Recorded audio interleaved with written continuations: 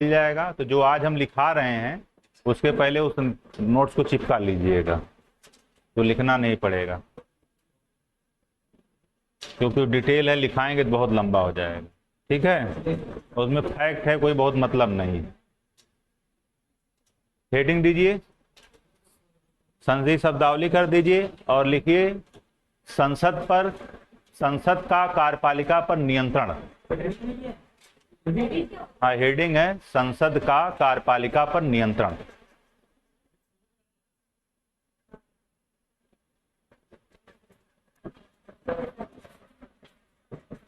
संसद का कार्यपालिका पर नियंत्रण।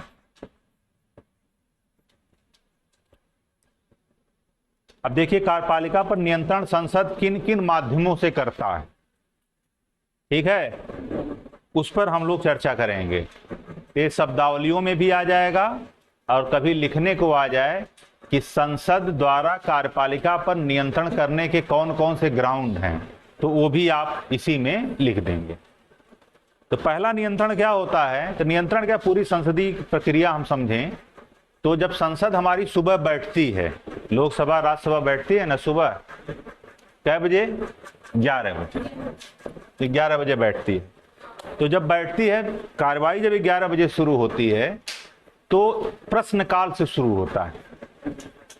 इससे शुरू होता है प्रश्नकाल से। प्रश्नकाल का मतलब ये होता है कि ट्रेजरी बेंच में मंत्रीगण बैठे होते हैं, आगे वाली एक बेंच होती है उसको ट्रेजरी बेंच बोलते हैं, वहां सरकार के लोग बैठे होते हैं। सरकार के लोग का मतलब होता है सत्ता पक्ष के लोग। सत्ता पक्ष के लोग का मतलब होता है प्रधानमंत्री, गृह मंत्री, रक्षा मंत्री, विदेश मंत्री और अन्य मंत्री बैठे होते हैं। कहां बैठे होते हैं, ट्रेजरी बेंच में बैठे होते हैं। जैसे आगे एक बेंच मान लीजिए ट्रेजरी बेंच, और लोकसभा का स्पीकर यहां बैठा हुआ है। जैसे मान लीजिए हम लोकसभा के स्पीकर, ये सदन क्या है, ये चल रही है, ठीक है। ट्रेजरी बेंच में कौन बैठा हुआ है, सत्ता पक्ष के लोग, और कौन लोग हैं, सामान्य लोग। तो 10 दिन पहले हमने एक एप्लीकेशन दिया है, आप लोगों ने एप्लीकेशन दिया है लोकसभा अध्यक्ष को कि हम जो है ये प्रश्न पूछेंगे। कौन सा प्रश्न पूछेंगे, फलाने प्रश्न पूछेंगे सरकार से। तो लोकसभा अध्यक्ष क्या करता है, उस प्रश्न को बाकायदे उस विभाग को भेज देता है, डेट निश्चित कर देता है कि फलाने दिन जब सत्र चलेगा तब सांसद आपसे ये प्रश्न पूछेंगे और आपको जवाब देना पड़ेगा, तैयारी कर लीजिएगा, ठीक है। तो अब देखिए प्रश्नकाल की शुरुआत हो गई, यहीं से शुरू होगा। तो लोकसभा अध्यक्ष जैसे बैठ गए, पहले बैठने के बाद नाम लेके पुकारेंगे, नाम लेके पुकारेंगे कि फलाने सांसद अपना प्रश्न पूछ सकते हैं। तो सांसद महोदय अपना प्रश्न पूछेंगे, जो भी पूछ सकते हैं। जैसे कि मान लीजिए पूछ दिया जाए कि पेट्रोलियम के पदार्थों की वृद्धि बहुत ज्यादा हो गई है, कमी कब करेंगे, कमी होने की संभावना है या नहीं है। तो पेट्रोलियम मंत्री क्या देंगे, जवाब देंगे। और अगर पेट्रोलियम मंत्री ने जवाब दे दिया कि भाई देखिए अंतर्राष्ट्रीय दबाव हमारे ऊपर है, कम करने की संभावना नहीं, ठीक। और अगर पेट्रोलियम मंत्री ये जवाब देते हैं कि कम करने की संभावना है, हम जल्द ही पेट्रोलियम पदार्थों में कमी ला रहे हैं, हम जल्द ही पेट्रोलियम पदार्थों में क्या है, कमी ला रहे हैं। अब देखिए प्रश्न पूछा गया, तो सदन में जो प्रश्न पूछा जाता है और जो जवाब दिया जाता है, जवाब गलत दिया जाता है, सही दिया जाता है, सही दिया जाता है। सूचना का संग्रह भी संसद से क्या है, होता है। तो क्या निकल करके आया, क्या हो गया, निकल के आया, निकल के आया कि आपको जवाब देना है, जवाब आपको सही देना होगा। इसीलिए संसद के कार्यों में हमने एक दिखाया है कि संसद का कार्य क्या है, मंत्रीगण उसमें जो सूचना देते हैं वो संसद सही देते हैं। अब यहां पर देखिए, अब वो बैठ जाएंगे, फिर दूसरा कोई खड़ा होगा, जिसको बुलाया जाएगा वो अपना शुरू कर देंगे। तो उसका प्रश्न देंगे। अब प्रश्न में देखिए दो चीजें होती हैं। अगर आपने प्रश्न हमसे पूछा, मंत्री से पूछा, अब मंत्री ने तत्काल उस प्रश्न का जवाब तत्काल मौखिक दे दिया, तो प्रश्न का नेचर क्या है? तारांकित हो गया। और मंत्री तत्काल जवाब उसका नहीं देता है, कहता है बाद में हम विभाग से दे देंगे, आपको बाद में लिख करके दे देंगे, तो प्रश्न का स्वरूप क्या हो गया? अतारांकित हो गया। जैसे मान लीजिए कि आप हमसे पूछें कि सर राष्ट्रपति को शपथ कौन दिलाता है, तो हम कहें कि भारत के मुख्य न्यायाधीश दिलाते हैं, तो प्रश्न क्या हो गया? तारांकित हो गया। फिर आपने पूछा कि सर राष्ट्रपति का वेतन कितना है, तो हम कहें कि ऐसा है कि वेतन आपको हम पूरा लिखित दे देंगे, सारे लोगों का, राष्ट्रपति उपराष्ट्रपति सबका लिखित हम आपको दे देंगे, बैठिए। तब नेचर क्या हो गया? अतारांकित। ठीक है, दो प्रश्न उठता है। अब संसद में घूस लेकर भी प्रश्न पूछा जाता है। घूस लेकर प्रश्न पूछा जा सकता, नहीं पूछा जा सकता। जैसे पेट्रोलियम कंपनी जो है खूब सारा पैसा किसी सांसद को दे दे, कहे सांसद जी आप जो है प्रश्न पूछिए ना संसद में कि पेट्रोलियम का दाम बढ़ेगा कि नहीं बढ़ेगा। उन्होंने पूछा, पेट्रोलियम मंत्री ने कहा भाई हम एक रणनीति बना रहे हैं और बस जल्द ही हम पेट्रोलियम के दाम घटाने वाले हैं। तो घटाने वाले संकेत आ गया, तो इसका मतलब क्या है? पेट्रोलियम कंपनियां क्या करेंगी? तुरंत अपना स्टॉक क्या करेंगे? खाली कर देंगे, प्रोडक्शन कम कर देंगे। और अगर कह दिया कि नहीं बढ़ने वाला है, इंटरनेशनल हमारे ऊपर बहुत दबाव है, तो पता चल गया कि बढ़ेगा 2-4 दिन में, तब पेट्रोलियम को क्या करेंगी? डंप कर देंगे, रोक देंगे। तो हिंदुस्तान में पहली बार ऐसा हुआ था एक बार कि प्रश्न पूछा गया था रिश्वत लेकर के। प्रश्न क्या पूछा गया था? रिश्वत लेकर के। एक थे एच.जी. मुदगल साहब। एच.जी. मुदगल साहब 1000 रुपया घूस लिए थे सांसद साहब। अरे तब 1000 बहुत होता है, 1950-52 में, 52-53 की घटना है। ले करके बंबई बुलियन कंपनी से रिश्वत लिए थे और ले करके संसद में प्रश्न पूछे थे स्वर्ण नीति के बारे में। सोना, पहले सोना ही तो बहुत ज्यादा बिकता था ना, उसी के बैग मार्केट वगैरह होती थी। ठीक है, तो पूछा गया था। बाद में उजागर जब हो गया, तो उजागर हो गया तो बड़ा इनका क्या हुआ, बाद में हटा दिया गया, त्यागपत्र दे दिए। फिर बाद में इस तरह से होता है। आज भी सांसद लोग प्रश्न पूछते होंगे लेकिन उजागर नहीं होता। उजागर हो जाता है तो ठीक है, नहीं उजागर होता तो कोई बात नहीं। वही है, चोरी लोग करते हैं, पकड़ लिए तो चोर है, नहीं जो पकड़ा गया वो क्या है? तो साह। ये पेपर पर लोग आउट कराते हैं जब, तो जो पकड़ लिया गया तो पकड़ा गया, नहीं पकड़ा गया तो हुआ बड़ा फेयर एग्जाम हुआ है। यही तो होता है। तो इस तरह से हो गया।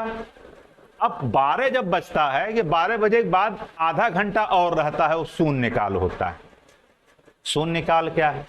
शून्यकाल भी संसद पर दबाव डालता है। संसद दबाव डालती है कार्यपालिका पर। ठीक, जैसे मान लीजिए कोई अति महत्व का विषय हो, सार्वजनिक महत्व का, अति अवलंबनीय महत्व का विषय हो, यानी कि कोई ऐसा महत्व का विषय हो जिसकी सूचना हम 10 दिन पहले मंत्री महोदय को या लोकसभा अध्यक्ष को नहीं दिए। लेटेस्ट कोई घटना 2-3 दिन की है। ठीक, लेटेस्ट घटना 2-3 दिन की क्या है? कोई घटना है पीछे? कोई लेटेस्ट घटना 2-3 दिन पहले घटी है? जैसे मान लीजिए कि सांसद महोदय जो है अपने गाड़ी से ठीक संसद को आ रहे हैं, ठीक, और उसके बाद वो अपना मोबाइल खोले और उसके बाद उसमें आ गया कि ट्रेन दुर्घटना हो गई। अभी लेटेस्ट, मतलब 5 मिनट हुआ है, ट्रेन दुर्घटना हो गई है, खबर आ रही, बहुत सारे लोग उसमें क्या हैं, आ रहे हैं। तो सांसद साहब आ गए। अब सांसद साहब को इसके बारे में पूछ सकते कि नहीं पूछ सकते सदन से? रेलवे मंत्रालय से पूछा जा सकता है ना। तो बेचारे लेके दबाए रहेंगे, याद करेंगे तुरंत शून्य काल आ जाए। जब शून्य काल आ जाएगा तब उसी शून्य काल में 0 आवर में क्या करेंगे, जो महत्वपूर्ण विषय होता है, जिनका कार्यसूची सूची में अंकन नहीं होता है, यानी कि लोकसभा अध्यक्ष या राज्यसभा सभापति अपने कार्यसूची में लिखा नहीं होता है फलाने ये प्रश्न पूछेंगे। जैसे हम अचानक आए, पढ़ा रहे हैं संसद, आप पूछने लगे पंचायती राज व्यवस्था, हमारे दिमाग में नहीं आ रहा हो तो गड़बड़ा जाएगा नहीं गड़बड़ाएगा? हम तैयार करके नहीं आए हैं। आपका विषय हो जीएस फर्स्ट पेपर का, कहा नहीं आज जीएस फर्स्ट पेपर नहीं होगा, थर्ड पेपर का एग्जाम होगा, तब तो पेपर गड़बड़ाएगा नहीं गड़बड़ाएगा? गड़बड़ा जाएगा ना। तो उसी तरह से लोकहित का कोई मुद्दा होता है तो सांसद आते हैं, तो शून्य काल में आधे घंटे का टाइम लगभग होता है। 0 आवर का मतलब होता है 12 से 1, इसको 0 आवर नाम दिया गया है। इसी में ये लोग इसको पूछते हैं। जब पूछते हैं तो मान लीजिए कि जो हमारे रेलवे मिनिस्टर साहब हैं वो मोबाइल अपडेट नहीं कर पाए, देख नहीं पाए, सूचना नहीं पा पाए, अब संसद में घुस गए हैं, अब बहस चल रही है, तब तक कोई खड़ा हो गया, कहा माननीय मंत्री जी आप हमें बताएं अभी जो बछरहवा में ट्रेन दुर्घटना हुई है उसका क्या स्टेटस है, क्या कर रहे हैं आप, कितने लोगों की मृत्यु हुई है? मंत्री जी कह रहे हैं क्या, पता नहीं। तो इसीलिए जो होता क्या है कि जब बहस चल रहा होता है तो पीछे किनारे मंत्रालय के लोग भी बैठे रहते हैं। मंत्रालय समझ रहे हैं नहीं? तो रेलवे मंत्रालय भी पीछे बैठा है, पर्दे के पीछे।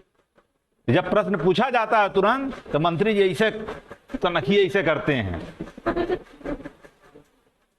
फट से व्हाट्सएप पर आ जाता है, नहीं आया तो फिर अभी आ रहे हैं, खैर नहीं है फिर आईएएस की। मतलब मंत्री भले अपडेट ना रहे लेकिन उनका जो आईएएस होगा वो क्या होगा, एकदम अपडेट रहेगा, तत्काल वो सूचना दे देगा, या तत्काल वहां रहेगा, तुरंत पर्ची बना के ले जाओ साहब को दे दो। तो एक पगड़ी बांधने होता है ना, वो तुरंत ले जा क्या करेगा, सर तुरंत दे देगा, फिर बोलने लगेंगे। और अगर नहीं बोल पाए तब सारे सांसद क्या करेंगे, आप त्यागपत्र दे दीजिए, आपको अपने विभाग की जानकारी ही नहीं है, सुबह 8 बजे दुर्घटना घटित हुई, हम 12 बजे पूछना आपको पता ही नहीं है, होगा कि नहीं होगा? तो सबसे ज्यादा झगड़ा, सबसे ज्यादा हल्ला, सबसे ज्यादा मारपीट किस काल में होती है? शून्य काल में होगी। क्यों? पहले से तैयार करके आए, नहीं तो मार झगड़ा होवे करेगा। तो पहले जब झगड़ा होता था तो कुर्सी उर्सी लेके लोग मारते थे, कुर्सी बेंच खुली रहती थी तो उठाए और उसके बाद शुरू हो गया एक दूसरे को। तब लोगों ने कहा यार तो बड़ा गड़बड़ संसद में हो रहा है, तो कुर्सी मेज सब एकदम नट बोल्ट से अब क्या हो गया, सब टाइट हो गया। ठीक, तब लोग माइक खींच के मारने लगे, माइक लगा रहा था, माइक निकाले तोड़े मार दिए एक तरफ से, फिर कहे कि अब माइक को फिक्स कर दो, माइक भी फिक्स हो गया। अब क्या बचा है, यही जो कागज लाए हैं वही कागज है, गोल करके फिर मारने लगे। और एक चीज और बचा है, वो है जूता। या तो अब 2 ही विकल्प है, या तो जूता चप्पल निकाल के फेंक दें, या तो वही कपड़ा गोल करके क्या करें, फेंक दें। तो हो गया क्या, निकल के आया। तो शून्य काल में ही सबसे ज्यादा क्या होता है, ये खुराफात होता है। ये भारत की देन है, बड़ी मजे की बात है। शून्यकाल किसकी देन है? भारत की देन है। 60 के दशक में बहुत डिस्टर्ब था संसद हमारी, तब मीडिया वालों ने क्या कहा कि इसको हम लोग शून्यकाल नाम देते हैं। तो शून्यकाल की व्यवस्था किस देश से ली गई है? स्वदेशी। अब प्रश्न पूछने की व्यवस्था कहां से ली गई है? ये ब्रिटेन से ली गई। प्रश्न पूछेंगे आप, ये व्यवस्था कहां से ली गई है? ब्रिटेन से ली गई। उसके बाद आधे घंटे की चर्चा होती है। चर्चा का मतलब ये होता है कि सदन में कोई भी प्रश्न पूछा गया, उस पर कोई विवाद उत्पन्न हो गया, तो हफ्ते में 3 दिन जो है आधे घंटे की चर्चा करके उसको क्या कर दिया जाता है, समाप्त कर दिया जाता है। तो आधे घंटे की चर्चा। अब देखिए, प्रश्नकाल शून्यकाल जब संसद में होता है तो सरकार के ऊपर दबाव होता है कि नहीं होता है? दबाव होता है। मतलब सरकार एकदम जब पहुंचती है, संसद का जब सत्र शुरू होता है तो सरकार, मंत्री, सभी लोग चेहरा देखिए उड़ा रहता है, कौन क्या प्रश्न पूछ दे। प्रधानमंत्री जी चेहरा देखिए जब संसद में बैठे हो तो एकदम गमगीन, पता नहीं कौन गोली किधर से मारे, पूछने वाला, प्रश्न पूछने वाली गोली मार दे। और सोनिया गांधी, राहुल गांधी जब बैठे होते तो मस्ती में मुस्कुराते रहते हैं। विपक्ष मुस्कुराता है, क्यों? क्योंकि उसको प्रश्न पूछना है, ठीक है। और सीरियस कौन हो जाता है? सत्ता पक्ष, क्योंकि उसको जवाब देना होता है। दोनों में अंतर है कि नहीं है? तो इसीलिए सरकारें चाहती हैं कि सदन में जो वाद विवाद हो, तो वाद विवाद भी होता है सदन का, दूसरा है वाद विवाद जो सदन में होता है। सदन में वाद विवाद जो होता है, वाद विवाद की स्थिति क्या है? वाद विवाद की स्थिति है, ये भी सरकार पर नियंत्रण स्थापित करता है।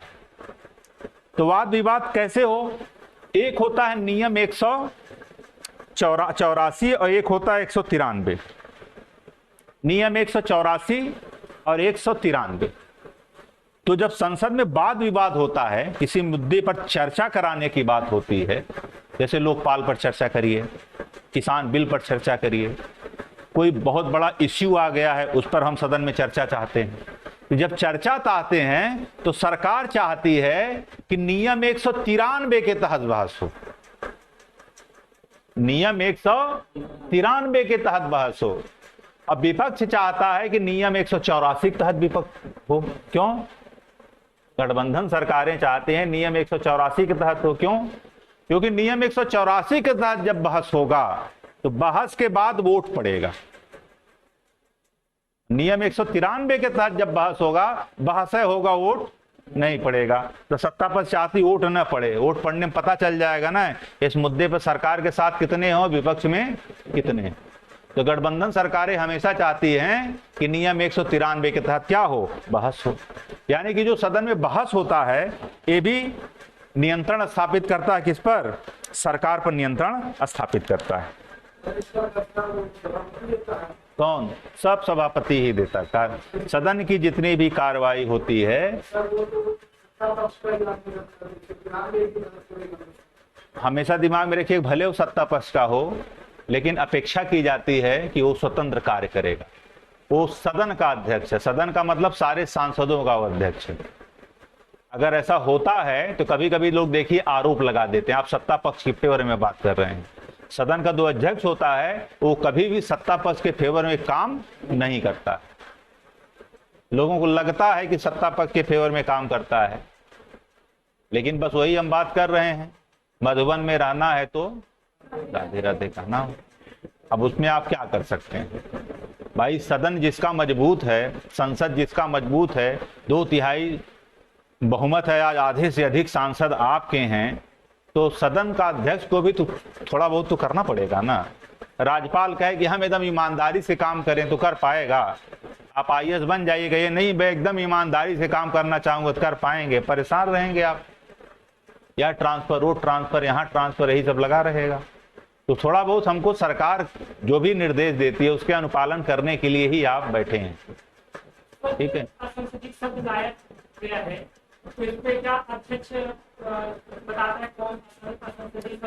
असल बात होता क्या है कि जब सदन का सत्र होने वाला होता है, ठीक है, जब सदन का सत्र होने वाला होता है तो हर साल लगभग कुछ शब्दों को चिन्हित कर लिया जाता है कि यह असंसदीय शब्द है।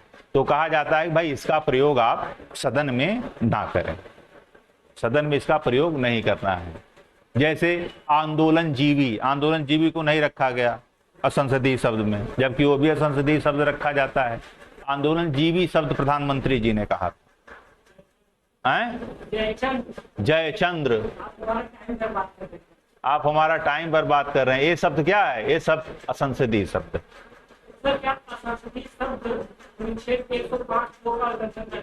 ऐसा कुछ नहीं करता। संसदीय शब्द का मतलब होता है विशेषाधिकार का उल्लंघन नहीं करता है, और सदन की एक गरिमा बनाए रखने के लिए वो बना लिया जाता है कि इन शब्दों का प्रयोग न करें। वो तो विवेकाधिकार है ना, विशेषाधिकार उनका है, तो ऐसा वहां पर कुछ नहीं होता।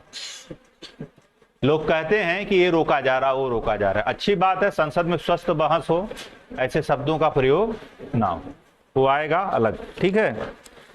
अब उसके बाद ध्यानाकर्षण प्रस्ताव होता है। ध्यानाकर्षण प्रस्ताव का मतलब होता है कोई लोक महत्व का मुद्दा और उस पर जो है सदन में चर्चा नहीं हो रही है, सदन की कार्रवाई चल रही है, कोई लोक महत्व का मुद्दा आ गया है और लोक महत्व के मुद्दे पर चर्चा नहीं हो रही है, तब सदन में बैठे सांसद लोग क्या करेंगे? कॉलिंग अटेंशन, जोर जोर से मेज को क्या करेंगे? अपना पीटने लगेंगे। तब सदन का अध्यक्ष बोलेगा क्या बात है भाई, क्यों? कहा सर वो वाला गुजरात मैटर पर बात करिए, वो बहुत संवेदनशील मुद्दा है, इसको छोड़िए, फलाने मुद्दे पर बात करिए। बाढ़ आ गई सर, उस पर बात करिए, सरकार क्या कर रही है। यानी कि लोक महत्व का कोई मुद्दा अचानक उठाना है उस सदन में, इसीलिए लोग डरे रहते हैं सत्ता पक्ष के, रोज कब पीट करके बोल दे बताइए, तब गड़बड़ा जाएगा ना। तो ध्यान आकर्षण प्रस्ताव, ध्यान आकर्षण प्रस्ताव का मतलब होता है कि सदन का ध्यान और मंत्री जी का ध्यान हम किसी मुद्दे की तरफ ले जाना चाहते हैं, उस पर हम चर्चा चाहते हैं तत्काल, ठीक है। उसके बाद एक होता है अविश्वास प्रस्ताव, एक होता है विश्वास प्रस्ताव और एक होता है अविश्वास प्रस्ताव। अविश्वास प्रस्ताव विपक्ष लाता है, अविश्वास प्रस्ताव सत्ता पक्ष के लोग लाते हैं। जैसे मुलायम सिंह यादव जी की यहां जब सरकार चल रही थी तो लोग कहते हैं इनकी सरकार बहुमत में नहीं है। मुलायम सिंह यादव तुरंत सबको फोन करे, कल बहुमत हम सिद्ध करेंगे, सारे सांसद पहुंच जाए, विधायक कहाँ? लखनऊ, तो तुरंत बहुमत सिद्ध कर लेते थे। जब बहुमत सिद्ध कर लिए तो अगर कोई कहता है कि आपका बहुमत नहीं है तो सिद्ध हो जाता है कि आपका बहुमत है। जैसे कोई कहे भाई बिहार में एनडीए का गठबंधन टूट गया, वर्तमान की जो सरकार बनी है इनके पास बहुमत नहीं, तब तो नीतीश कुमार जी क्या करेंगे? कहीं बहुमत नहीं है चक्कर में हमको तुरंत 356 न लगा दें, क्या बहुमत नहीं है, हमको अंदर से सूचना मिली बहुमत नहीं तो 356 लगाया जाता है। फट से दूसरे दिन क्या करेंगे? कहेंगे तुरंत हम अकाल बहुमत सिद्ध करेंगे। तो तुरंत विश्वास मत, विश्वास मत सत्ता पक्ष के लोग ला करके अपने सांसदों को, विधायकों को अपने फेवर में शो करने की क्या करते हैं? कोशिश करते हैं, देखिए इतने सांसद विधायक हमारे साथ रहता, हमारी सरकार बहुमत में है। और अविश्वास प्रस्ताव क्या होता है? अविश्वास प्रस्ताव जो होता है विपक्ष लाता है, और अविश्वास प्रस्ताव आता कहां है? लोकसभा में आता है। जैसे ये लोकसभा है और ये राज्यसभा, राज्यसभा में अविश्वास प्रस्ताव नहीं आएगा, अविश्वास प्रस्ताव लोकसभा में आएगा। अब लोकसभा में आएगा कैसे? आएगा कि लोकसभा के 50 सदस्य, कांग्रेस के सांसद कितने हैं लोकसभा में? 52 है। अब कांग्रेस अगर चाहे तो अविश्वास प्रस्ताव ला सकती है। 50 सदस्य लिखित रूप से क्या करेंगे या हाथ उठा के क्या करेंगे? अविश्वास प्रस्ताव की जब बात आएगी, जब अविश्वास प्रस्ताव की बात आएगी, लोकसभा अध्यक्ष क्या करेगा? लोकसभा अध्यक्ष कहेगा कि ठीक है आप प्रस्ताव लाइए। तो 50 लोकसभा के मेंबर क्या करेंगे? अपनी स्वीकृति देंगे कि हम अविश्वास प्रस्ताव सरकार के खिलाफ क्या करते हैं? लाना चाहते हैं। अध्यक्ष अनुमति दे देगा, अनुमति दे के कहेगा ठीक है कल अविश्वास प्रस्ताव आप लोग लाइए। तो जब लाएगा टाइम सदन द्वारा दे दिया जाएगा, यानी 50 सांसदों ने अगर भेज दिया तो विश्वास प्रस्ताव आ सकता है। और विश्वास प्रस्ताव आएगा तो सत्ता पक्ष विपक्ष दोनों लोग खड़े रहेंगे, बैठेंगे अपना आराम से। पहले विपक्ष से कहा जाएगा कि आप जो है आलोचना करिए सरकार की, क्यों सरकार के खिलाफ अविश्वास प्रस्ताव आप लाना चाहते हैं। जो सरकार है, नीतीश कुमार जी की सरकार, योगी जी की सरकार, प्रधानमंत्री मोदी जी की सरकार, इनके खिलाफ अविश्वास प्रस्ताव आप क्यों विपक्ष लाना चाहता? तो विपक्ष क्या करेगा? विपक्ष एक से एक धुरंधर लोग टाइप के जो लोग होंगे, सरकार की नीतियों की क्या करेंगे? डाटा सहित आलोचना करेंगे खूब। अग्निवीर से लेकर के शिक्षावीर तक चर्चा होगी, ठीक है, खूब डिबेट होगा। कश्मीर मुद्दे से लेकर के चीन मुद्दे तक चर्चा होगी, यूक्रेन संकट से सब पूरी बात, यानी उनके कार्यकाल का जितना पूरा घटना चक्र है सब विपक्ष क्या करेगा? ऑपरेशन करके रख देगा, ठीक है। उसके बाद लोकसभा अध्यक्ष कहेगा आप सत्ता पक्ष के लोग बोलें, तो सत्ता पक्ष के लोग काउंटर में क्या करेंगे? सदन को बताएंगे हमने ये किया, हमने वो किया, हमने जीडीपी इतनी बढ़ा दी, हमने इतनी घटा दी, सब अपना समझाएंगे। कोविड को हमने इस तरह से किया, दुनिया में सबसे ज्यादा वैक्सीनेशन हमने किया, पूरी दुनिया में भारत का धाक है इस वक्त, अब अपना हिसाब से ये समझाएंगे। सब लोग किसको खुश करने की कोशिश करेंगे? लोकसभा के सांसदों। जब दोनों लोग कह लेंगे तब लोकसभा अध्यक्ष कहेगा अब हो गया, अब आप लोग वोट डालिए, आप लोग क्या दीजिए, वोट करिए। सरकार के पक्ष में अगर लोकसभा के आधे से अधिक लोगों ने वोट डाल दिया तो डालते ही सरकार क्या हो जाएगी, गिर जाएगी। जैसे वाजपेयी जी की सरकार एक वोट से क्या हो गई थी, गिर गई, एक वोट से गिर गई। ठीक है, तो अविश्वास प्रस्ताव इस वक्त आने की स्थिति है कि नहीं है? नहीं है। लाने का मतलब है कि विपक्ष अपने ही बेइज्जती कराएगा, नहीं कराएगा, पास ही नहीं हो पाएगा। ठीक है, तो अविश्वास प्रस्ताव का मेन उद्देश्य होता है सरकार को बर्खास्त करना। तो अविश्वास प्रस्ताव सरकार की नकेल है कि नहीं है, नियंत्रण है कि नहीं है, नियंत्रण है। यानी कार्यपालिका पर अविश्वास प्रस्ताव भी क्या है, एक नियंत्रण होता है। क्लियर हुआ? पहली बार अविश्वास प्रस्ताव कब आया था? पहली बार अविश्वास प्रस्ताव आया था पंडित जवाहरलाल नेहरू के खिलाफ आचार्य कृपलानी लाए थे, लेकिन वो पास नहीं हो सका। मोरारजी देसाई सरकार जब थी उनके खिलाफ भी अविश्वास प्रस्ताव लाने के डर के मारे वो त्यागपत्र दे दिए, डर के मारे कि कौन झेलेगा बेइज्जती वहां, उसके पहले में त्यागपत्र दे दिए।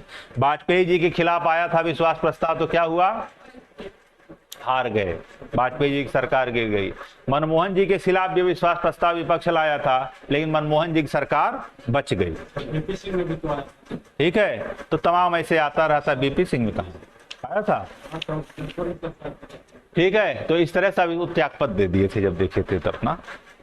तो क्लियर क्या हुआ यहाँ पर? अविश्वास प्रस्ताव हमेशा विपक्ष लाता है, लेकिन बड़े मजे की बात है मनमोहन जी के खिलाफ अविश्वास प्रस्ताव वामपंथियों ने लाया था। वामपंथी भी दुश्मन हो गए थे। ठीक है, कम्युनिस्ट। तो इस तरह से एक होता है निंदा प्रस्ताव। निंदा प्रस्ताव जो विपक्ष लाता है, इसका उद्देश्य होता है सरकार की निंदा करना, सरकार की नीतियों की क्या करना, आलोचना करना। निंदा प्रस्ताव देखिए, डॉक्टर राम मनोहर लोहिया जी पहले लाए थे, किसके खिलाफ? नेहरू जी के खिलाफ। लेकिन निंदा प्रस्ताव अगर पास भी हो जाता है तो सरकार नहीं गिरती है। निंदा प्रस्ताव अगर पास हो गया तो सरकार गिरेगी नहीं गिरेगी? नहीं गिरेगी। क्लियर हो गया? इतने के माध्यम से हम क्या करते हैं, सरकार को नियंत्रित करते हैं। कौन नियंत्रित करता है? कौन नियंत्रित करता है? संसद सरकार को क्या करती है, नियंत्रित करती। ठीक है, तो आपसे अगर पूछा जाए कि संसद सरकार को किन किन साधनों से नियंत्रित करती है, इसी में से 3-4 ठो लिख करके एक्सप्लेन कर दीजिए, हो गया। और अलग से कोई पूछता है तो वो भी बता सकते हैं, जैसे प्री उरी में अलग अलग से पूछता है तो ये भी आप समझा सकते हैं। ठीक है, अब कुछ संसदीय शब्दावलियां हैं, जैसे उसको भी जान लीजिए इसी बहाने। जैसे आप देखते हैं त्रिशंकु संसद, एक शब्द बहुत प्रचलित पहले था, अब इधर नहीं हो रहा है।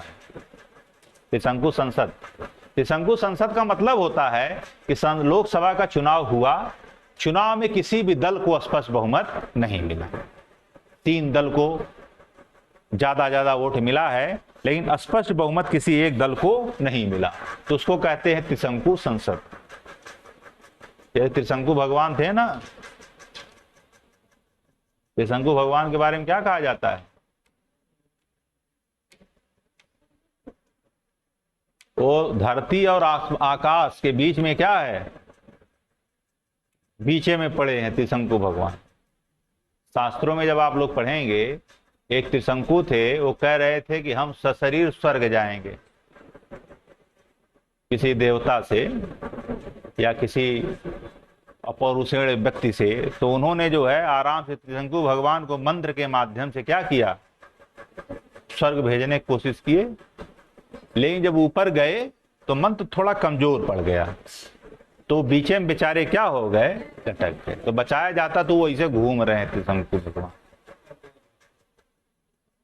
इस संकल्पना को अंग्रेजों ने लिया, विदेशों में गया तो कहा यार घूम रहे, इसका मतलब ऊपरा कोई खाली जगह है, तो ये सब देखे सैटेलाइट वेटेलाइट भेज दिए वहीं, नहीं घूमता है। अब हो चाहे ना हो, लेकिन उस कल्पना से एक संकल्पना आ गई, नहीं आ गई?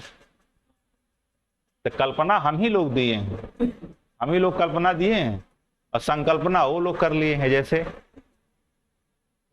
भगवान रामचंद्र जी लंका से अयोध्या पुष्पक विमान से आए, उड़ के चल रहा था, चल रहा था ही नहीं चल रहा, और रावण भी सीता जी को विमाने से ले गया था। तो विमान का आविष्कार उस वक्त हुआ था कि नहीं हुआ था? कल्पना थी, कल्पना थी। धर्मशास्त्र में उसको सही माना जाता है, लेकिन तर्क विज्ञान कहता है यार एक कल्पना थी, क्योंकि तब विमान था ही नहीं, विमान का आविष्कार तो क्या हुआ है, अब हुआ है। नहीं, हम कहते हैं वो कल्पना थी, तो उसी के आधार पे तो आपने संकल्पित किया, निकल आया नहीं आया? तो धर्मशास्त्र में बहुत सारी जो बातें कही गई हैं वो व्यवहार में देखिए लाया जाता है। हमने उसको नहीं तर्क पर कसा क्योंकि हम आस्थावादी थे, लेकिन वो जो अनिश्वरवादी थे, जो आस्थावादी नहीं थे, उन लोगों ने उसको तर्क विज्ञान पे कस करके उसको प्रासंगिक करने क्या किया, कोशिश की। महाभारत में देखिए धृतराष्ट्र आंख से अंधे थे ना, ठीक, महाभारत चल रहा था, तो संजय से कहा हमको भी महाभारत देखना है, ले चलो। कहा रे आप अंधे आदमी कहाँ महाभारत देख पाएंगे, नहीं देख पाएंगे। तब उन्होंने कहा ठीक है हमारी आंख में देखिए, आंख ऐसे किए, अब पूरा महाभारत दृश्य संजय की आंखों में कौन देख रहा है, धृतराष्ट्र देख रहे हैं ना। तो लाइव टेलीकास्ट हो रहा है कि नहीं हो रहा है इस वक्त? तो कल्पना कह सकते हैं वहां से आई ना, तो कल्पनाएं वहां से हैं, संकल्पना संकल्पित अब हो रहा है। शल्य चिकित्सा देखिए, गणेश जी का उदाहरण देख लीजिए, बाई बर्थ थे ऐसे क्या हो, शास्त्रों में क्या कहा गया है? गणेश जी बाई बर्थ थे? नहीं, बाई बर्थ नहीं थे, हैं, ऑपरेशन हुआ था।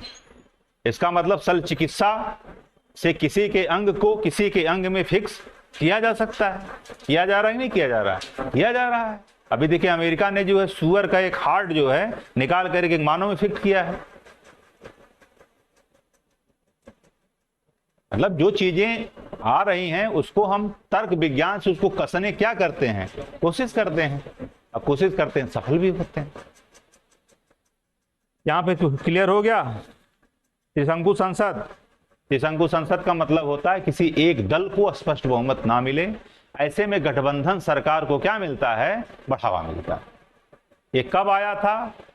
ये उधर बहुत ज्यादा था, अभी खत्म हो गया है। कह सकते हैं कि 2014 से ये दौर थोड़ा सा क्या हो गया है, खत्म हो गया है। वन पार्टी डोमिनेंट सिस्टम इस वक्त क्या है, चल रहा है। चलिए फिर नए लाइन समझ लीजिए। उसके बाद एक होता बफर स्टेट। बफर स्टेट क्या है? बफर स्टेट का मतलब होता है कि दो बड़े राज्यों के बीच में एक छोटा सा राज्य, उसको क्या कहते हैं, उसको कहते हैं बफर स्टेट। बफर स्टेट उसको कहते हैं। जैसे भारत और चाइना दो बड़े देश हैं, और उसके बीच में एक बफर स्टेट क्या है, चीन, नेपाल। नेपाल की स्थिति क्या है? नेपाल की स्थिति है उसके ना इंडस्ट्री है, न उसकी एग्रीकल्चर कुछ ज्यादा है, उसके बाद भी पेट्रोल हमसे सस्ता बेचता है। कैसे बेचता है, हैं?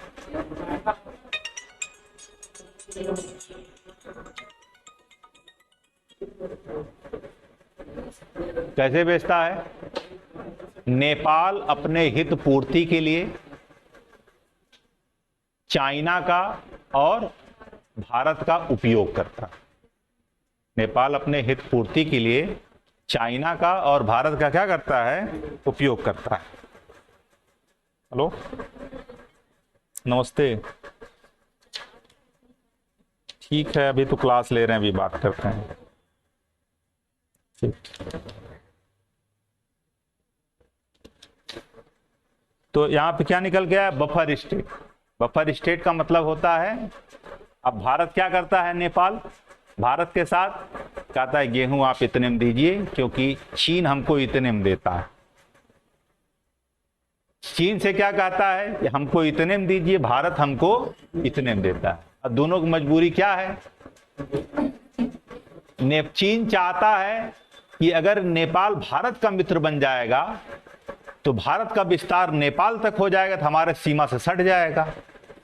अब भारत सोचता है कि उसका विस्तार अगर नेपाल में हो जाएगा तो हमारे सीमा सट जाएगा, तो हमारे लिए सुरक्षा के लिए क्या होगा, खतरनाक होगा। इसलिए दोनों को बढ़िया से यूज करता है। कौन, नेपाल। सही करता है, गलत करता है, ठीक है करता है। भारत की हालत ये हो गई है, हम लोगों को पेट्रोल 100 रुपया मिलता है, अब भारत से वो पेट्रोल ले जाता है और हमसे क्या करता है, तो सस्ता बेचता। ठीक है, तो बफर स्टेट ये होते हैं। और घूमने के लिए लोग, हमारे यहाँ के लोग कहाँ जाते हैं, नेपाल। नेपाल में कोई इंडस्ट्री नहीं है, कुछ नहीं है, लेकिन सामान वहां पे भारत से सस्ता मिलता है, अच्छा मिलता है। गई थी क्या घूमने, अब नौकरी वोकरी पा जाओ तब जाना।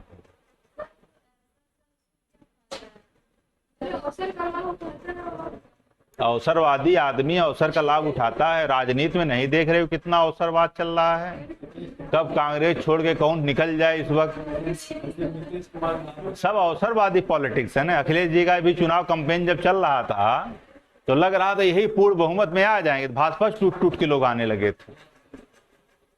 ठीक, अब देखिए बहुमत फिर योगी जी बन गई, फिर इधर से टूट के किधर जा रहे हैं, इधर जा रहे हैं। राजनीति अवसरवादी है ना, अब पूरा दुनिया ही अवसरवादी इस वक्त चल रही है, लाभ उठाने वाली, तो पॉलिटिशियन भी उसी में चल रहे हैं। ठीक, बफर स्टेट। एक होता है डेलीगेट लेजिस्लेशन।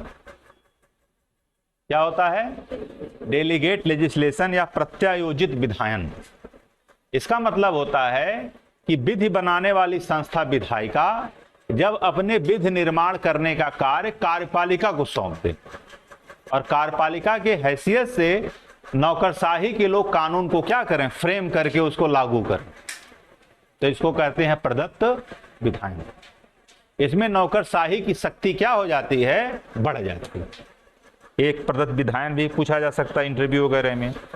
एक होता है लूट व्यवस्था। लूट व्यवस्था अमेरिका में ये क्या होता है, स्पॉइल सिस्टम। इसके अंतर्गत क्या होता है, इसके अंतर्गत पहले था, अब तो लगभग 20% पर अभी भी है। उस वहां पे क्या होता था, सत्ता पक्ष के लोग, जैसे मान ली डेमोक्रेटिक की सरकार जब आई तो डेमोक्रेटिक वाले या रिपब्लिक की आई, रिपब्लिक वाले फिर क्या करते हैं, पुराने अधिकारी कर्मचारी को हटा देते थे। ठीक, पुराने कर्मचारी को हटा करके नया कर्मचारी चुनते थे, अपने पार्टी के लोगों को बैठा देते थे। लूट व्यवस्था। पढ़ने उड़ने कोई मतलब था नहीं। तब एक बेरोजगार युवा था, वो कहा राजनीति के चक्कर में हम लोग ज्ञानी आदमी का क्या हो रहा है, नुकसान हो रहा है, तो मार दिया कि प्रेसिडेंट को। गिरफ्तार हुआ, तब जांच हुई, तो कहा ऐसी व्यवस्था की जरूरत है क्या है। तब उसके बाद वहां पर क्या हुआ, अमेंडमेंट हुआ, कहा गया नहीं 80% अब सीटें जो हैं अस्थायी टाइप की रहेंगी, 20% सीटें क्या होंगी, लूट व्यवस्था से वहां पे लागू होगा। यानी कि आज भी 20% सीटों पर क्या होता है, सत्ता पक्ष के लोग अपने लोगों को क्या करते हैं, चयन कर देते। भारत में व्यवस्था है कि नहीं है, है। अरे भारत के संविधान विदों ने जो है पूरे दुनिया का संविधान का अध्ययन किया ना, तो भारत के लिए जो फेवरेबल था उन्होंने किया। उन्होंने कहा नहीं, अगर ऐसा करेंगे कि नया सामंती वर्ग उत्पन्न हो जाएगा, तो उन्होंने इसको मना कर दिया। हमारे यहाँ व्यवस्था नहीं है। हमारे यहाँ तो सुप्रीम कोर्ट कहती है सीधे सीधे हर नौकरी आप परीक्षा से करिए। कोई भी नौकरी आप कैसे करिए, परीक्षा कराइए, परीक्षा से ही नौकरी दीजिए। हाई स्कूल इंटर बीए के आधार पर नौकरी मत दीजिए, परीक्षा के आधार पर दीजिए। और परीक्षा चल रही है, अब फिर देखिए आ रहा मामला, सिर्फ परीक्षा में वनडे परीक्षा से नौकरी मत दीजिए। वनडे परीक्षा होती है ना, एक परीक्षा से नौकरी मत दीजिए। एक परीक्षा हम लोग सेटिंग कर लेते हैं, नहीं कर लेते हैं, आगे पीछे सालवर ओलवर बैठा के निकाल लिए, पता चला उसी में नौकरी पा गए। अब कह रहा 2 परीक्षा लीजिए, एक परीक्षा प्री की लीजिए, एक परीक्षा मेंस की लीजिए। कितना सेटिंग करेगा? मेंस में लिखना पड़ेगा। अभी देखिए जीआईसी प्रवक्ता और वक्ता परीक्षा क्या हो गई, 2 चरणी हो गई। पहले प्री निकालिए, फिर मेंस से निकालिए, तब जाके नौकरी लीजिए। पीसीएस में देखिए पहले प्री निकालिए, फिर मेंस से निकालिए, फिर इंटरव्यू दीजिए। ठीक है, अभी टीजीटी पीजीटी जो चयन बोर्ड का वो भी होने जा रहा है। ऐसा क्यों किया जा रहा है? ऐसा इसलिए किया जा रहा है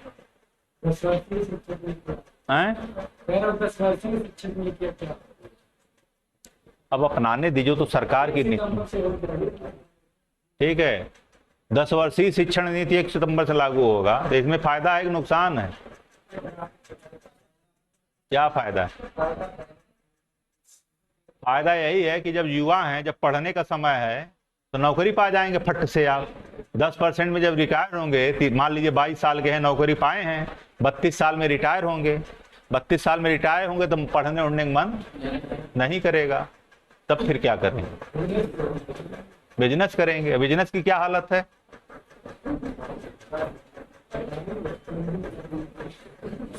प्रधानी चुनाव लड़िएगा उसके लिए। ये सरकार की नीतियां हैं, लेकिन इसमें सबसे बेस्ट नीति क्या होती? इसमें सबसे बेस्ट नीति होती कि हम 10,000 रुपया तनख्वाह देंगे टीजीटी को, 15,000 रुपया पीजीटी को देंगे, 10% हर साल उस पर वृद्धि करेंगे और आपको नौकरी आपके होम डिस्ट्रिक्ट घर से 10 किलोमीटर के अंदर देंगे। 3 शर्त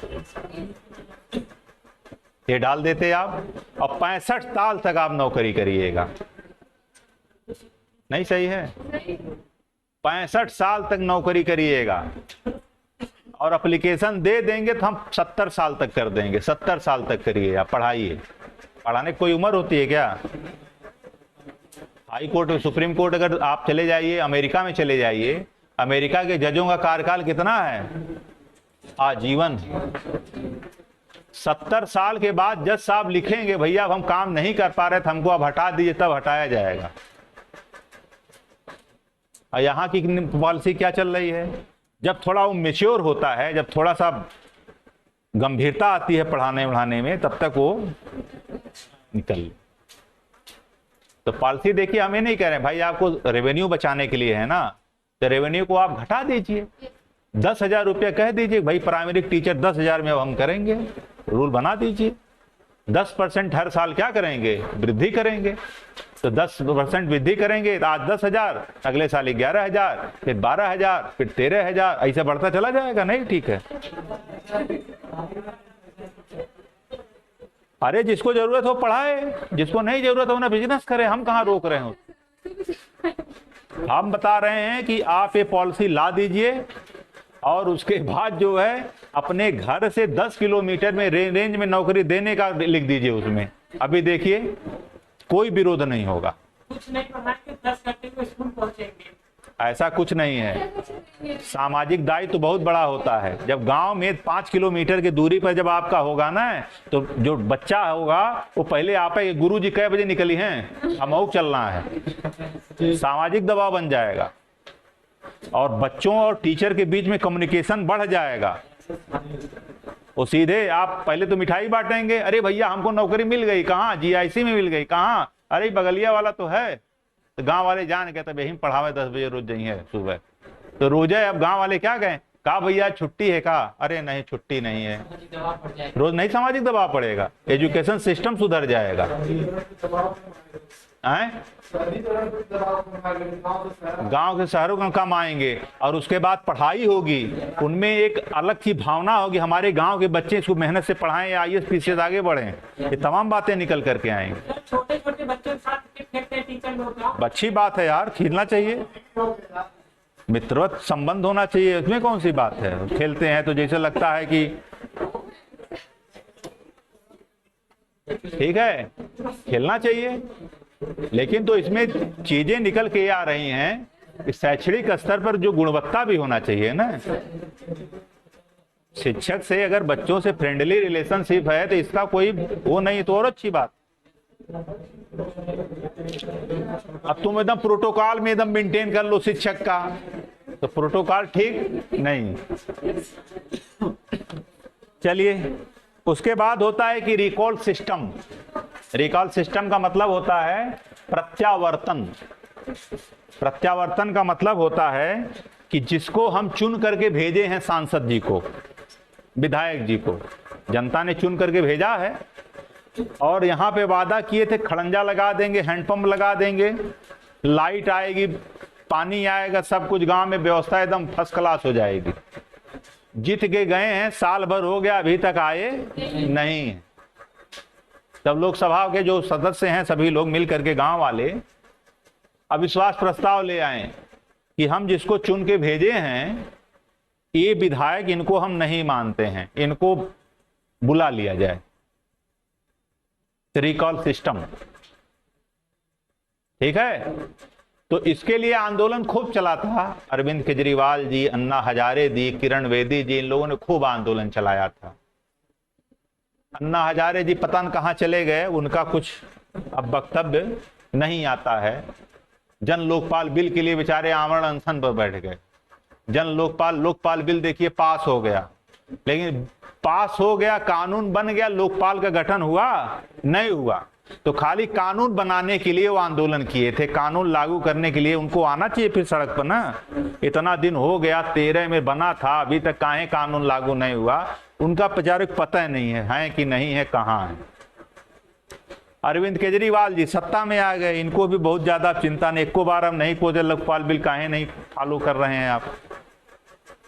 तो निर्वाचन आयोग ने कहा नहीं, ये ठीक बात नहीं है। एक सांसद जो है बड़ी मेहनत से एक विधायक जीत करके जाता है, ठीक है, बीवी का गहना मुहना सब बेच उच करके चुनाव प्रचार में लगा देता है, इस उम्मीद कि फिर नया नया उससे वजनी वाला बनवा देंगे, ठीक है। तो बीबी खुश होकर के हाँ ले लीजिए, 2 तोला अरे 4 तोला बनवा देंगे, विधायक बनने दो। तो वे बेचारे खुश होकर के सब दे दी है। अब वो तोड़वा उड़वा बेचारे चुनाव प्रचार में लगवा दिए हैं, जीत करके गए हैं। अभी 6 महीना नहीं हुआ तब तक यहाँ से आगे आइए, कुछ काम आप नहीं करते हैं, आपकी विधायकी खत्म। तब इंडिया में ऐसा हो सकता है कि नहीं हो सकता है? इंडिया में ऐसा हो सकता है क्योंकि इंडिया में मत का आधार क्या है? जाति है, धर्म है, संप्रदाय है, ये आधार है। तो देखेंगे हमारे जात का बढ़िया आदमी नहीं, क्या बुलाओ यार, दूसरे को खींच लेते हैं। तो कहा नहीं, भारत में मतदान व्यवहार ठीक नहीं है। भारत में मतदान व्यवहार जाति, धर्म, संप्रदाय के आधार पर होता है। ऐसे तो लोग 5 साल तक गुणागणित करते रहे, विधायक बेचारा परेशान रहेगा। तो हमारे यहाँ लागू हुआ कि नहीं हुआ?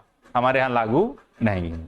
यानी कि रिकॉल सिस्टम, रिकॉल सिस्टम का मतलब है इसकी मांग जयप्रकाश नारायण ने भी की थी, लास्की ने भी इसकी मांग की थी, ऐसी व्यवस्था होनी चाहिए, लेकिन ऐसी व्यवस्था हम लोगों ने जारी नहीं की। ये क्या हो गया? ये हो गया आपका रिकॉल सिस्टम। तो रिकॉल सिस्टम भारत में नहीं है, ठीक है। उसके बाद एक देखे हैं आप लोग, सांसद विकास निधि होता है। कितना है इस वक्त सांसद विकास निधि?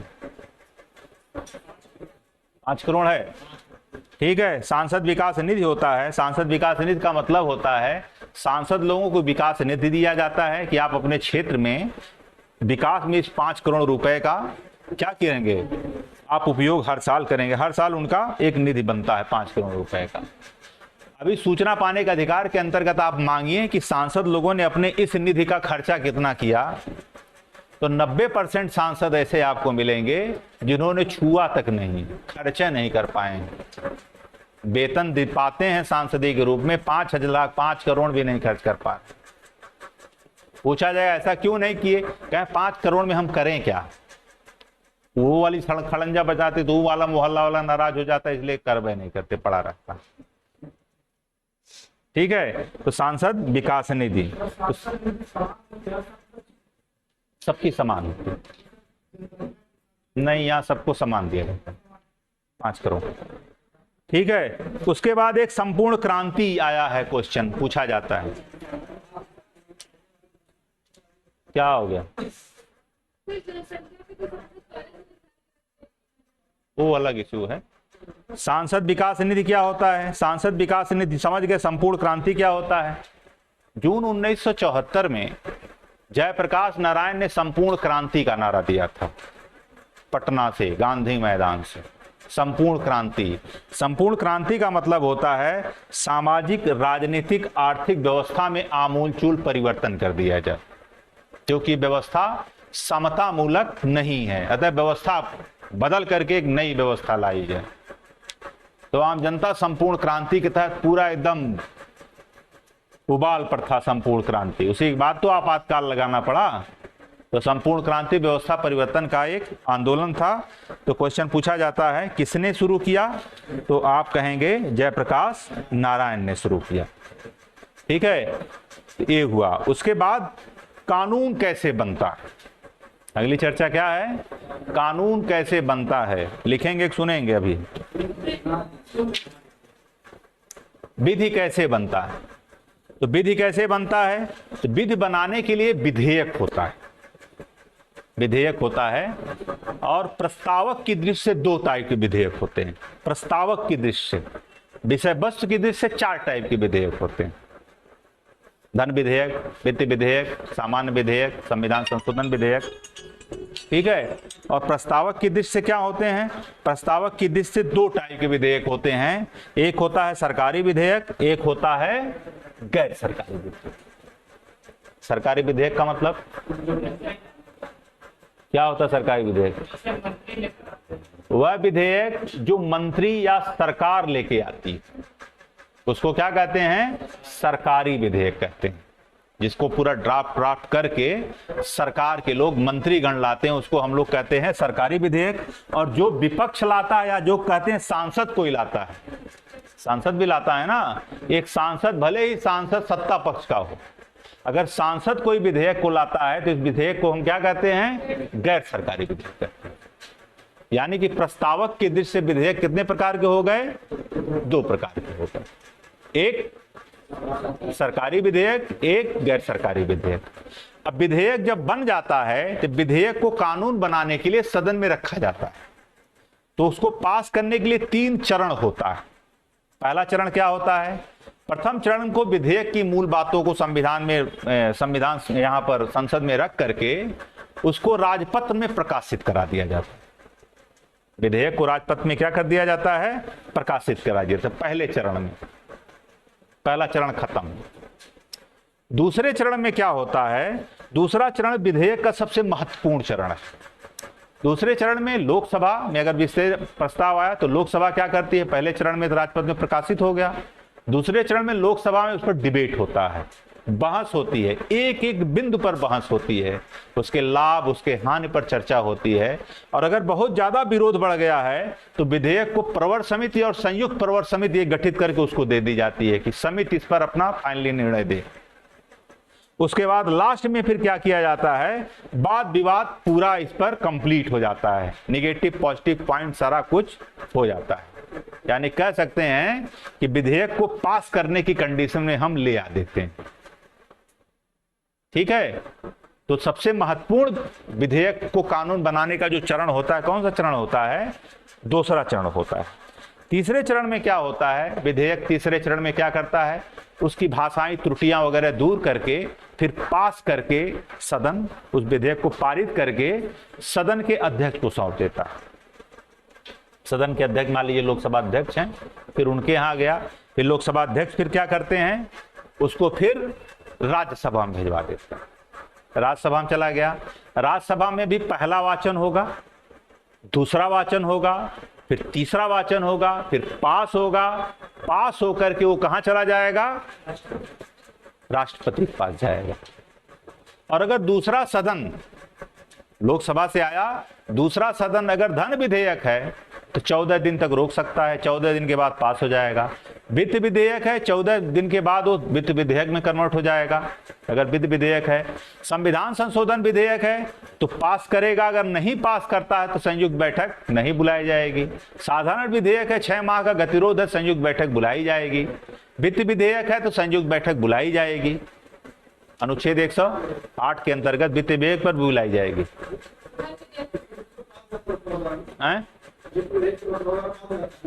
धन विधेयक पास हो जाता है।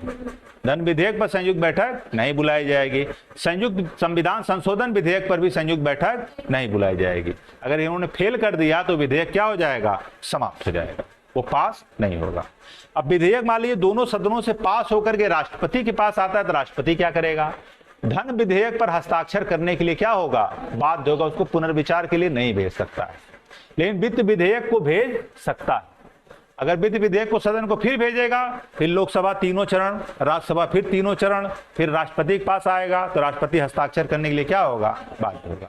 साधारण विधेयक को भी पुनर्विचार के लिए भेजेगा, उसके बाद साधारण विधेयक बाद फिर क्या होगा, तीनों चरण यहाँ, फिर तीनों चरण यहाँ, फिर आया तो हम हस्ताक्षर करने के लिए क्या होंगे, बाध्य होंगे। लेकिन संविधान संशोधन विधेयक और धन विधेयक दो विधेयक ऐसे हैं जिस पर राष्ट्रपति महोदय हस्ताक्षर करने के लिए क्या होंगे, बाध्य। अब तक 2-3 बार संयुक्त बैठक बुलाई गई है। एक बार बुलाई गई 1900 दहेज अधिनियम में 1961 में, दूसरा बैंकिंग विधेयक 1978 में, और तीसरा 2002 में पोटा पर बुलाया गया था। 3 बार संयुक्त बैठक बुलाई गई। और संयुक्त बैठक जब बुलाई जाती है तो संयुक्त बैठक में क्या होता है,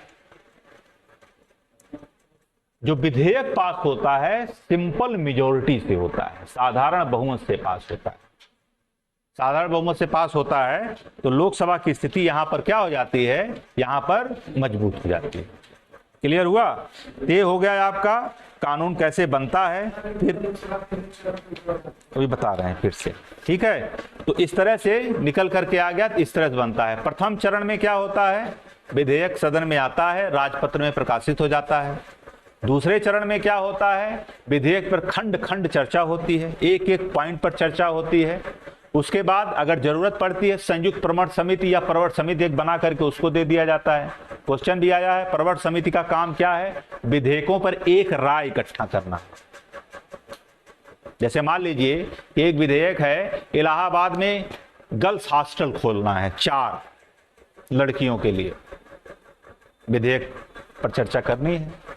तब जब विधेयक सदन में आएगा तो दिल्ली का भी सांसद बोलेगा ना, वहां क्यों, हमारे यहाँ क्यों नहीं, हमारे यहाँ भी बच्चियां पढ़ती हैं।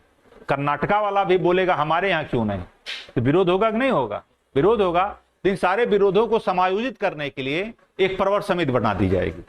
प्रवर समिति में सारे विधायक रहेंगे, सारे सांसद रहेंगे, सारे पार्टियों के 2-2 4-4 करके, वो लोग एक राय मिला करके फिर सदन में लाएंगे तो हल्ला क्या हो जाएगा, कम हो जाएगा। कहने का मतलब विधेयक पर एक राय ले ली जाती है, फिर थर्ड चरण में विधेयक को पारित कर दिया जाता है। थर्ड चरण में कोई संशोधन नहीं होता, ठीक है।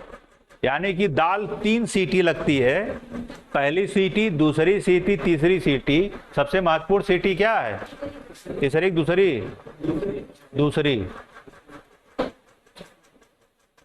दूसरी सीटी महत्वपूर्ण है, क्योंकि दूसरी सीटी लगने के बाद भी अगर दाल को आप निकाल देंगे तो दाल चुर जाएगी पक्का। तीसरी चीज की जरूरत नहीं है, लेकिन तीसरी सीटी हम एकदम सैचुरेटेड की रखते हैं, कोई त्रुटि उटी हो तो सब क्या हो जाए, सब सही हो जाए।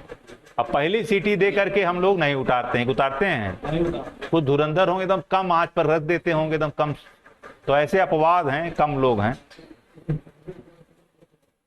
ठीक है। 3 सीटी में दूसरी सीटी क्या है, महत्वपूर्ण है। इसी तरह 3 चरण में दूसरा चरण क्या है, महत्वपूर्ण। कभी भी क्वेश्चन पूछा जाए दाल को याद रखिएगा, दूसरा चरण, दूसरी सीटी क्या है, महत्वपूर्ण, ठीक है। अब विषय वस्तु की दृष्टि से देखें, विषय वस्तु की दृष्टि से, तो विषय वस्तु की दृष्टि से अगर हम देखें तो विधेयक कितने प्रकार के होते हैं, 4 प्रकार के होते हैं। एक तो साधारण विधेयक होता है। साधारण विधेयक की विषय वस्तु जो होती है धन विधेयक की नहीं होती, शुद्ध रूप से योजनाओं परियोजना को लागू करने संबंधित होती है। कॉमन विधेयक रोजगार से संबंधित प्रोविजन, योजनाओं परियोजनाओं से संबंधित विषय वस्तु उसमें होती है, ये होती है। इसके लिए राष्ट्रपति के पूर्व अनुमति की जरूरत नहीं होती है। एक विधेयक मान लीजिए बन गया और विधेयक में मान लीजिए साधारण विधेयक है, तो साधारण विधेयक का मतलब क्या हो गया कि साधारण विधेयक का मतलब होता है योजना परियोजनाओं से अन्य से संबंधित विषय है, और इसके लिए राष्ट्रपति की अनुमति की जरूरत नहीं है। विधेयक सीधे लोकसभा या राज्यसभा में पहले आप ले आइए, ले आकर के 3 चरण पूरा करा लीजिए, 3 चरण के बाद फिर भेज दीजिए लोकसभा में, लोकसभा 3 चरण पूरा हो जाए, और उसके बाद राष्ट्रपति को भेज दीजिए, राष्ट्रपति अगर साइन कर देंगे उसके बाद क्या हो जाएगा, ये फिर पास हो जाएगा, कानून बन जाए, साधारण विधेयक। दूसरा विधेयक संविधान संशोधन विधेयक है। संविधान संशोधन विधेयक का मतलब होता है कि जो उसकी विषय वस्तु हो संविधान के किसी अनुच्छेद में संशोधन करने का हो या कोई नया अनुच्छेद उसमें जोड़ने का हो, तो इसको हम क्या कहेंगे, संविधान संशोधन विधेयक को कहेंगे। और संविधान संशोधन विधेयक भी राष्ट्रपति की अनुमति की जरूरत नहीं होती। संविधान संशोधन विधेयक चाहे आप सबसे पहले लोकसभा में लाइए, चाहे सबसे पहले आप राज्यसभा में लाइए, एक हाउस से पास होकर के दूसरे हाउस को जाएगा, दूसरे हाउस से पास होकर के राष्ट्रपति के पास जाएगा। अगर दूसरा हाउस 6 महीने तक विधेयक को रोक देता है तो इस पर संयुक्त बैठक नहीं बुलाई जाएगी, ये विधेयक क्या हो जाएगा, समाप्त हो जाएगा। क्लियर हुआ, ये विधेयक समाप्त हो जाएगा। और अगर पास हो गया तो राष्ट्रपति महोदय के पास जाएगा, राष्ट्रपति महोदय इस पर हस्ताक्षर करने के लिए क्या होंगे, बाध्य होंगे, यानी कि उसको पुनर्विचार के लिए वापस नहीं कर सकते। अब देखिए धन विधेयक क्या है। धन विधेयक का जो परिभाषा है, प्रक्रिया है, अनुच्छेद 109 में दी गई। धन विधेयक का मतलब होता है कि वह विधेयक जिसमें जो है परिभाषा 110 में दी गई है, प्रक्रिया 109 में दिया गया है। परिभाषा में कहा गया है कि पैसा आने जाने सुरक्षा संबंधित बात हो, यानी कि धन विधेयक में कहा गया है कि इसमें जो है कर लगाना, कर नियमित करना, कर समाप्त करना, भारत सरकार द्वारा कोई उधार लेना, उधार का जो ब्याज वगैरह है देना, संचित निधि, आकस्मिक निधि की सुरक्षा, इसमें पैसा डालना, इससे पैसा निकालना, इससे व्यय करना, यानी कि सिर्फ धन के आने जाने खर्च का खाली विवरण हो और कोई विवरण ना हो। क्लियर हो गया, खाली कर आना, कर जाना, उधार लेना, उधार का ब्याज देना, आकस्मिक निधि, संचित निधि में पैसा आना जाना, सुरक्षा, ये सब बात लिखी गई हो अनुच्छेद 110 की परिभाषा के अनुसार, तब विधेयक क्या माना जाएगा, धन विधेयक माना जाएगा। और ये सब लिखने के साथ साथ उसी में एक लाइन अगर लिख दिया जाए योजना परियोजना का भी जिक्र हो, तब धन विधेयक के पॉइंट्स भी हों और साथ में क्या है, योजना परियोजना भी 2-4 पॉइंट जिक्र कर दिया जाता, दोनों अगर मिला हो तब लोकसभा अध्यक्ष करेगा निर्णय कि ये धन विधेयक है या वित्त विधेयक है। इसीलिए धन विधेयक, वित्त विधेयक दोनों के बारे में कहा गया है लोकसभा में सबसे पहले लाएंगे, लोकसभा में पहले लाएंगे ना। तो लोकसभा में जब आएगा तो लोकसभा अध्यक्ष इसका पूरा अध्ययन करेगा, अध्ययन करके मार्क करेगा कि ये धन विधेयक, तो उसको धन विधेयक मान लिया जाएगा, और वो वित्त विधेयक है तो उसको वित्त विधेयक मान लिया जाएगा। अब अगर धन विधेयक है तब लोकसभा पास करेगी, पास करके राज्यसभा को भेजेगी, राज्यसभा इसको सिर्फ 14 दिन तक रोक सकता है। कितने दिन तक, 14 दिन तक। 14 दिन के बाद ये माना जाएगा कि विधेयक राज्यसभा से क्या है, पास हो गया है। अब ब्रिटेन में 1 महीने तक रोक सकता है, पास हो गया है। पास होने के बाद ये विधेयक कहां जाएगा, इस विधेयक पर संयुक्त बैठक नहीं होगी, धन विधेयक पर कोई संयुक्त बैठक दोनों की नहीं होगी। ये विधेयक फिर कहां जाएगा, ये विधेयक जाएगा प्रेसिडेंट के पास, प्रेसिडेंट खाली ऊपर देखेंगे धन विधेयक, पढ़ने की जरूरत नहीं है, यह जरूरत, कोई जरूरत नहीं है, फट से साइन मार के। वैसे आजकल के जो राष्ट्रपति आ रहे हैं वो तो कुछ पढ़ने की जरूरत नहीं है, आ रहा है साइन करके भेज दीजिए, समझ रहे नहीं हैं? मधुबन में रहना है तो राधे राधे कहना हो, क्यों सब क्या भाई, उस मधुबन में जो लाया है तो उसके लिए तो राधे राधे कहना होगा ना। अब ऐसा थोड़ी है,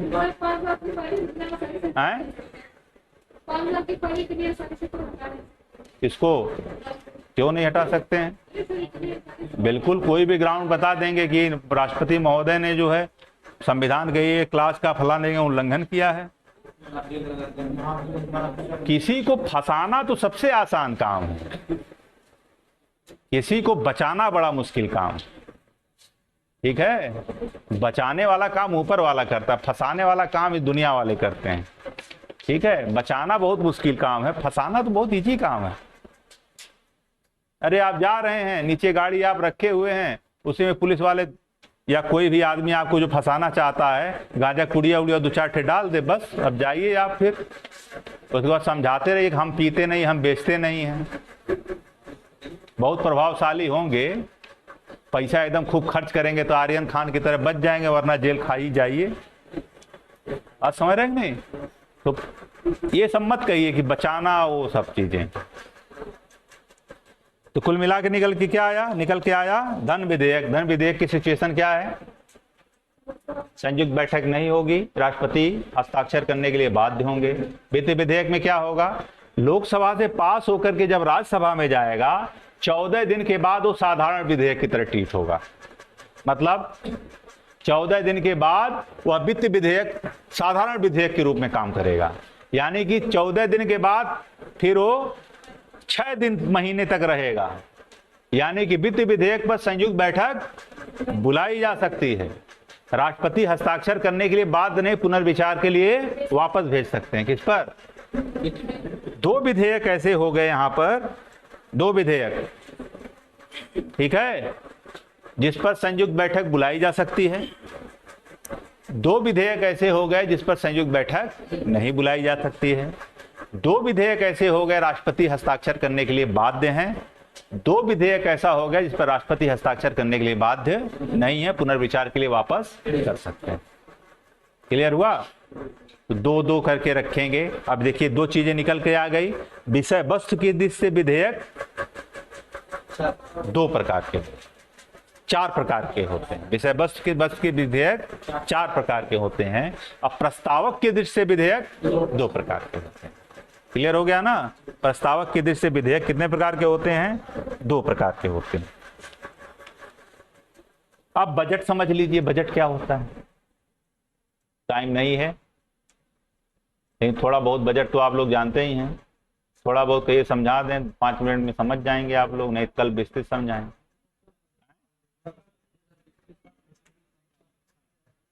ठीक है, बजट कैसे संसद में पास होता है, ठीक है।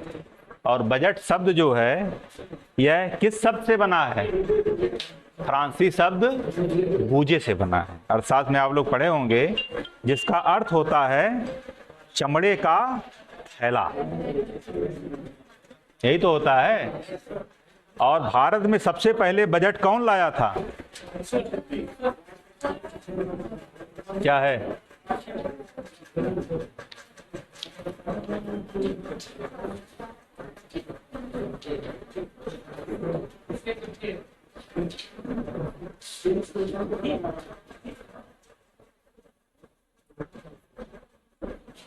ठीक। अब जैसे आपने जो क्वेश्चन लिखा है इसमें फिर निकल करके आ गया कि हाई कोर्ट। तो हाई कोर्ट क्या कह रही है? हाई कोर्ट का मानना क्या है? हाई कोर्ट का मानना है कि हम आपके धार्मिक मामलों में, आपके जो व्यक्तिगत पर्सनल लॉ है उसमें इंटरफेरेंस नहीं करेंगे। हमने वही चीज बताया ना, इस मुस्लिम समुदाय के लोग अपने अपने पर्सनल लॉ से चलते हैं। उनका क्या है? अगर 16 साल की कोई बच्ची है, ठीक, तो उसके माँ बाप के कंसेंट से उसका विवाह हो सकता है, ठीक है। लेकिन हमारा जो कॉमन लॉ कहता है, कॉमन लॉ क्या कहता है? कॉमन लॉ कहता है कि लड़कियों की विवाह की उम्र कितनी होनी चाहिए? 21 साल होनी चाहिए, ठीक है।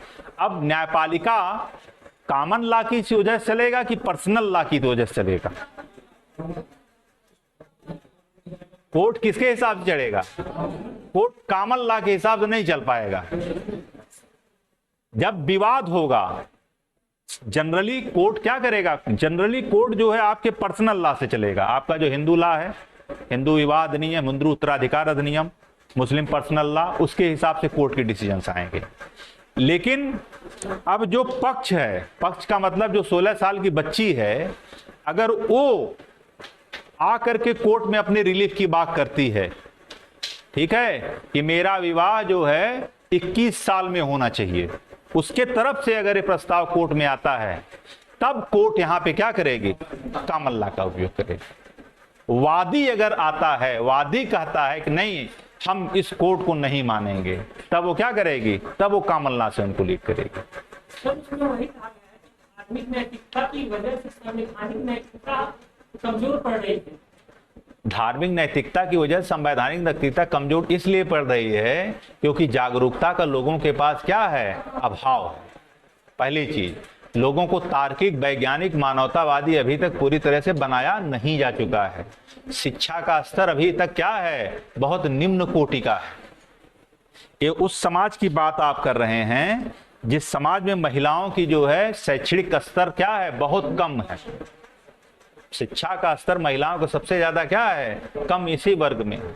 उस वर्ग से अगर आप अपेक्षा करते हैं कि उसको पता हो कि लड़कियों की उम्र की विवाह की उम्र 21 साल होती है, तो आप एक सर्वे करिएगा अपने आसपास, ठीक है? तो उन लोगों को पता है कि नहीं पता है? कुछ नहीं उनको पता है। उनको बस इतना पता है कि लड़की बालिग हो गई है, अब किसी तरह से क्या किया जाए, इसका शादी विवाह करके अपना जो है, जो नैतिक कर्तव्य है अपना, उसको क्या कर दिया जाए, पूरा कर दिया जाए। आर्थिक मजबूरी भी लोगों की होती है, आर्थिक प्रॉब्लम भी होती है, जल्दी से विवाह करके लोग हटाना चाहते हैं। तो इस सब का समाधान क्या है?